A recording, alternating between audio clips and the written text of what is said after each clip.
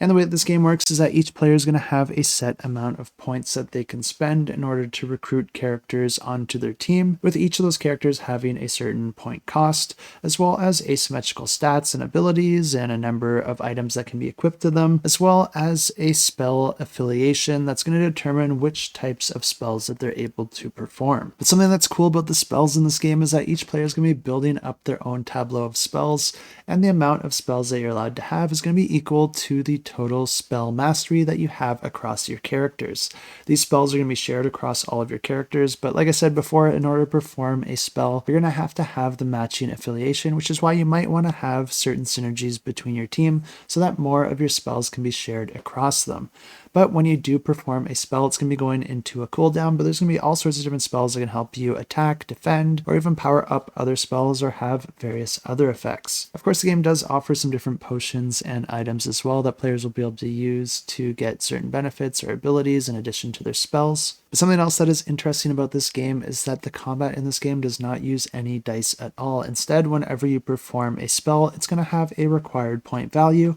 and you're going to be drawing a card from a deck. That card is going to have some value associated with it, but if it's not enough to perform the spell, you can actually use cards from your hand to add to the point value that you drew in order to add up to the amount you need. The cards are reusable, and there are ways to get even more of these cards into your hand, but once you use them, you can't use them again until you use an action to refresh them. But one of the main reasons that they're using cards here instead of rolling dice is because each of these cards will also have a special ability or action on them as well, in addition to the value that they have, which is going to give you some different options and benefits when you do perform a spell. The way that players actually win this game is by getting the most victory points, and one of the best ways to do that is to complete your quest cards, and players are going to have a stack of these cards, but you're just going to have a few out on display at a time. The cool thing about these objective cards is that there's a whole ton of them, but they're all categorized into different types, but you're only going to have one of each type in your quest deck, which means that you're going to have a lot of variety from game to game,